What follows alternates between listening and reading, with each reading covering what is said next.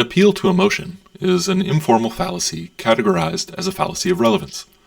It attempts to make the audience feel a certain emotion, even though that emotion has no bearing on the truth of the argument's conclusion. You recall that an argument is a set of premises that logically lead to a conclusion. Think of the appeal to emotion as a distraction that looks like a premise, but isn't. Let's see an example. In this tweet, the speaker says, "People don't realize 20% of U.S. dock workers will be made obsolete due to automation in 5 years.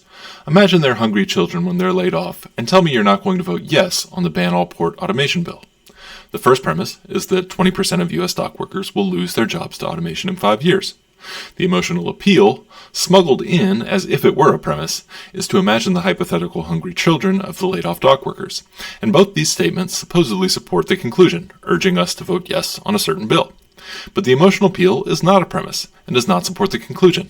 Okay, I've imagined the hungry kids. So what? Removing it can more easily show us some of the natural questions we might raise as to the soundness of this argument. And while this emotional distraction was based on compassion for the kids, any number of emotions work the same way. They set up a smokescreen of illegitimate premises, and behind it, they manipulate your reasoning.